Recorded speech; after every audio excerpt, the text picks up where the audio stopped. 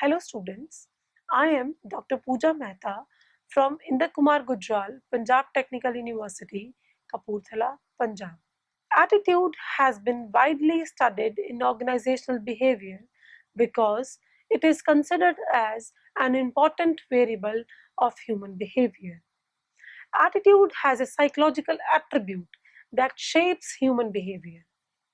Various work-related attitudes of an individual tend to influence his job-related behaviors, such as absenteeism, performance, turnover, and organizational citizenship behavior. Attitudes are evaluative statements, which are very frequently used to describe people, events, and objects. These statements can be either favorable or unfavorable. Attitude reflect one's feelings towards particular object, event, or person. For example, when I say, I like this pen, with the help of this statement, I am expressing my favorable attitude towards the pen. Therefore, we can say that attitude is a bent of mind or predisposition towards certain actions.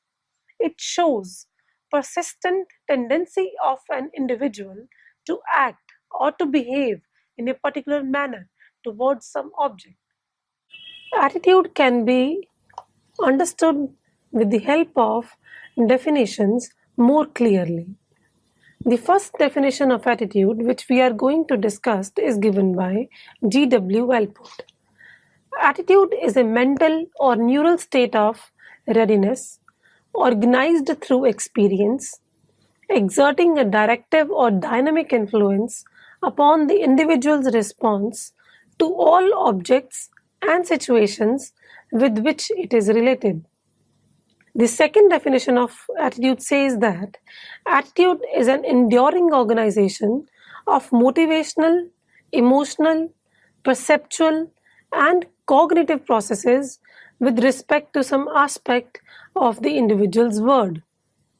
Another definition given by Katz and Scotland says that attitude is a tendency or predisposition to evaluate an object or symbol of that object in a certain way. After discussing the definitions of the attitude, we can conclude that attitude can be regarded as beliefs, feelings, and action tendencies of an individual or group of individuals towards objects, ideas, and people. Quite often, persons and objects or ideas become associated in the minds of individuals, and as a result, attitude becomes multidimensional and complex. Now we will discuss nature of attitude. Attitudes are evaluative statements which can either be favorable or unfavorable. Attitude refers to the feeling or belief of individuals or groups of individuals.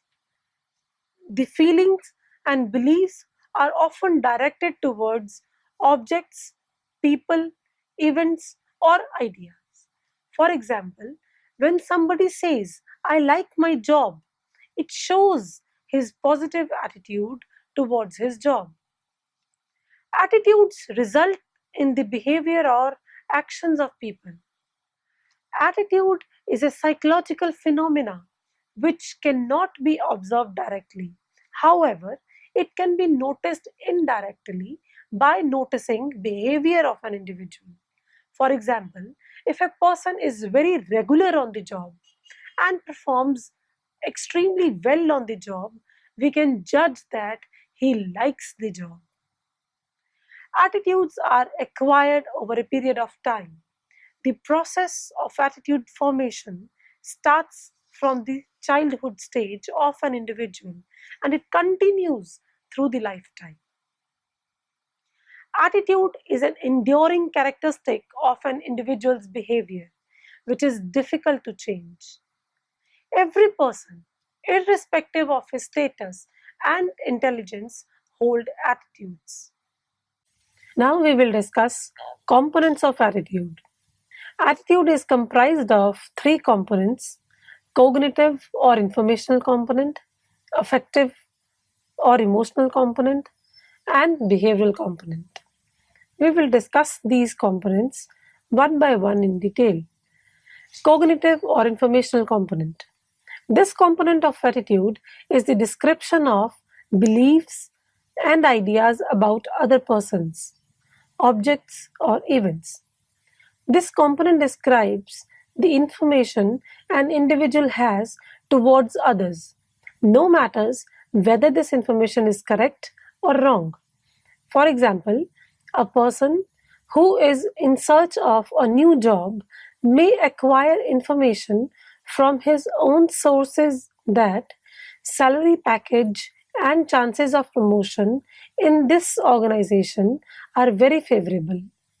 In reality, this information may or may not be correct, but the person will use this information to develop his feelings or action tendencies. Second component of attitude is affective or emotional component. The component reflects the emotions or feelings of an individual towards a person or towards an object or event. The feelings or emotions can either be positive or negative.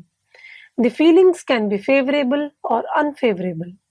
For example, I like this job. This statement reflects a person's positive feelings for the job. Third component of the attitude is behavioral component.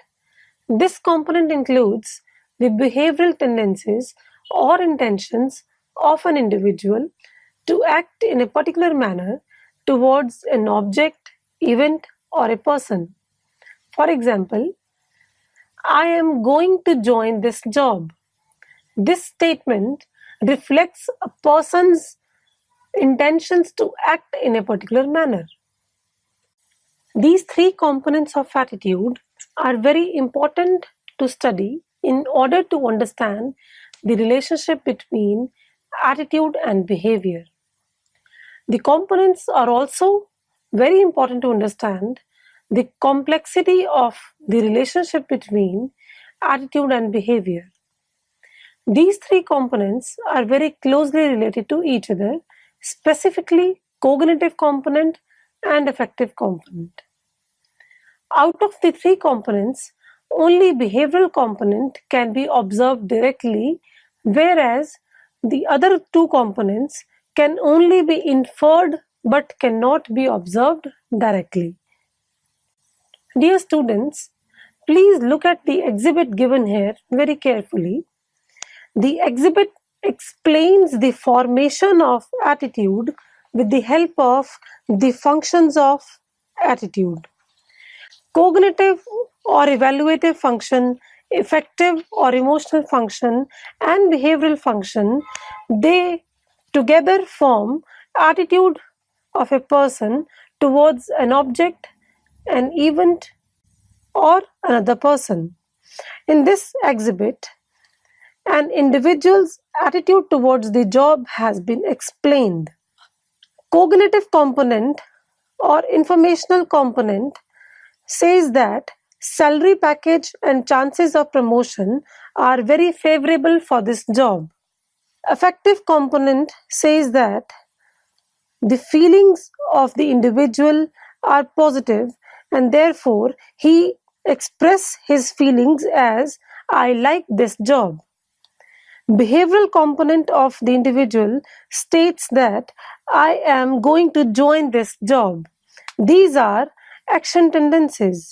Therefore, the positive information, positive feelings, and positive behavioral tendencies together form positive attitude towards the job.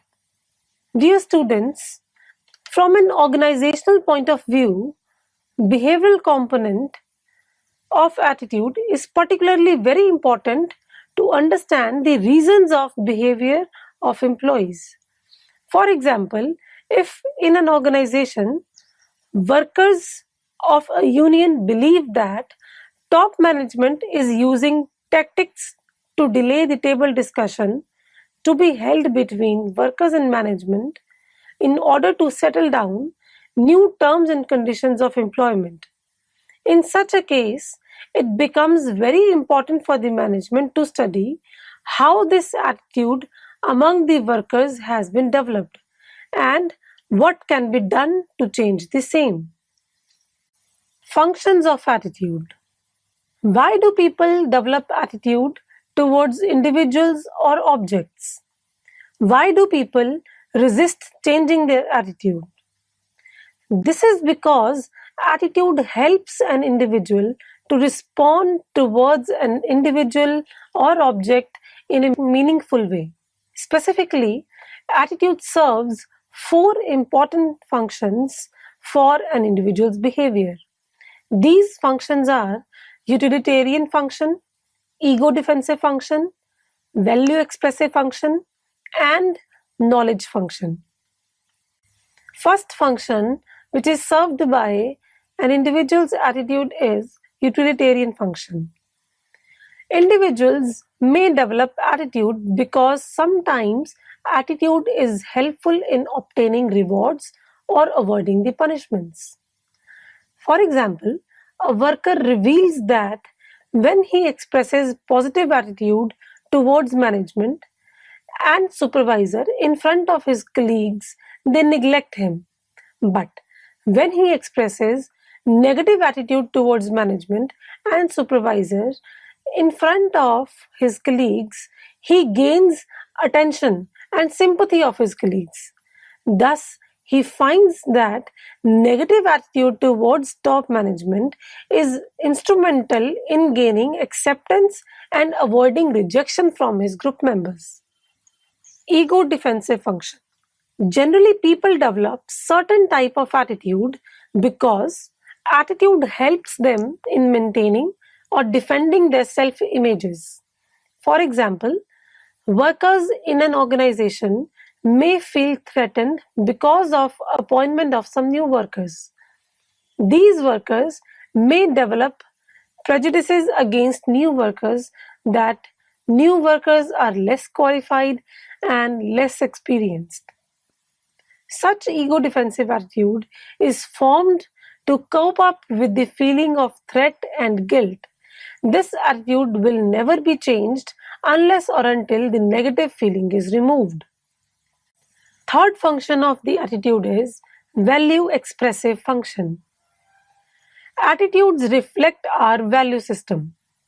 Such attitudes which reflect our values are very closely related to our self-concept.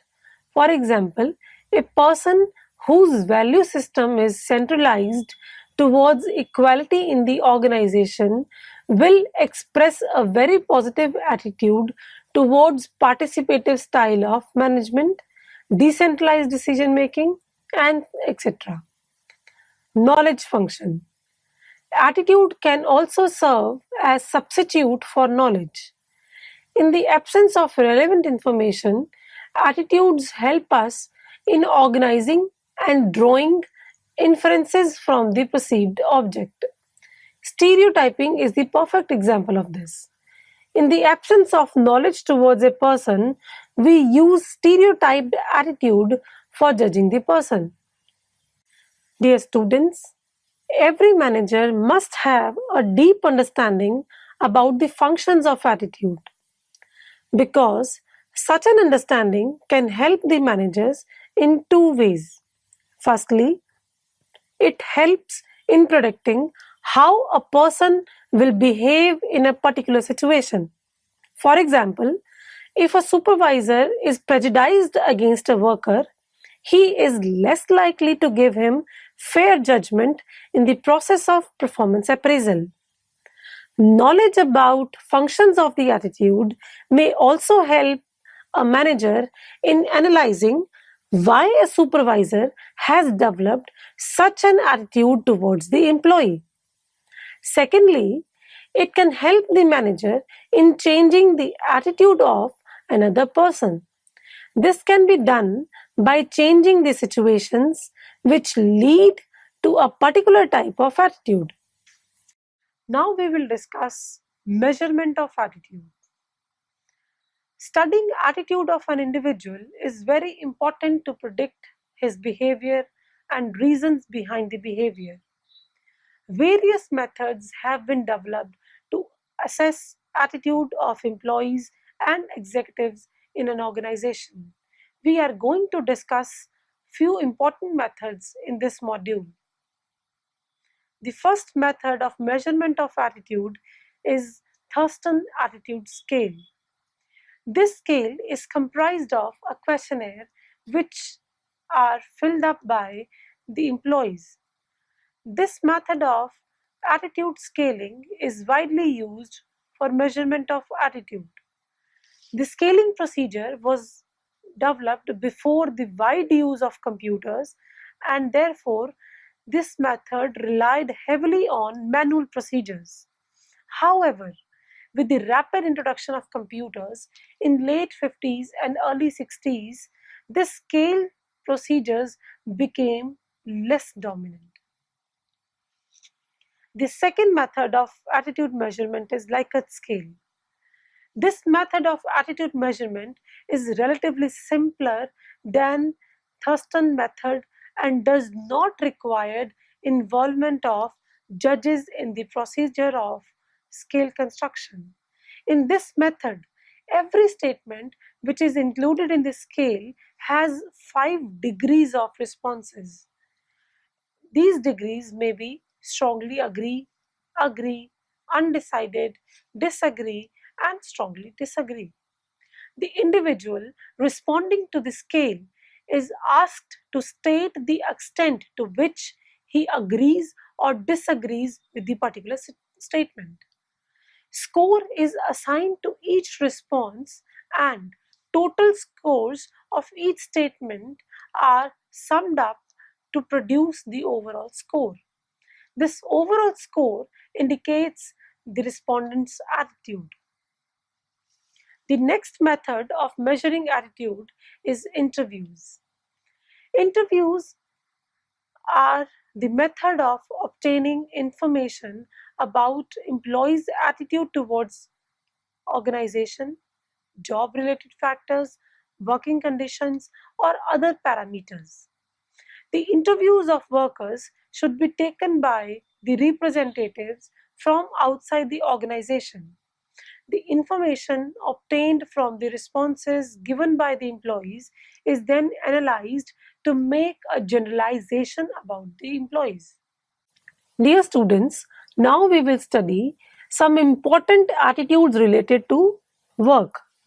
An individual may develop hundreds of attitudes in his life towards any number of people, objects, or events. But in the study of organizational behavior, our prime focus is on individuals' work-related attitudes. These work-related attitudes generally express an employee's favorable or unfavorable evaluations about the work or work environment. Some important work-related attitudes are job satisfaction. Job satisfaction reflects a general attitude of an individual or general feeling of liking or disliking of an employee towards his job. A person who is highly satisfied from the job will express positive attitude towards the job, and the person who is highly dissatisfied will express negative attitude towards his job. For example, a person who is highly satisfied will tend to be regular, punctual, and perform well. Next work-related attitude is job involvement. Job involvement is the degree to which an individual identifies psychologically with his or her job and consider his or her perceived performance level important to self-worth. Employees with high level of job involvement identify themselves with their jobs very strongly and are generally very particular about their performance. High level of involvement leads to less absenteeism and lower turnover rates. Another concept which is very closely related to job involvement, is psychological empowerment. Psychological empowerment is the degree to which individuals believe that they have influence over their work environment, their capability, perceived autonomy, and meaningfulness of the job. Both job involvement and psychological empowerment are positively related to performance of the employee. Organizational commitment. Organizational commitment refers to the job attitude in which an employee identifies himself with a particular organization and its goals, and also wishes to maintain his membership in that organization. There is a positive relationship between organizational commitment and productivity. Organizational commitment is relative strength of an individual's identification with and involvement in a particular organization. Strongly committed employees tend to remain in the organization for a longer period of time than those who have lower commitment. There are three components of organizational commitment. First component is affective commitment. Affective commitment refers to emotional attachment of an employee with his organization and its values. For example, an employee may be emotionally attached to its organization because it is following environmental friendly practices. Second component of commitment is continuance commitment. Continuance commitment refers to an employee's perception about economic benefits of remaining in the organization. An employee may be committed to the organization because he is getting very good salary package which he would not get in any other organization.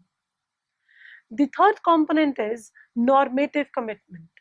Normative commitment is when an employee feels obligation to remain in the organization for ethical or moral reasons.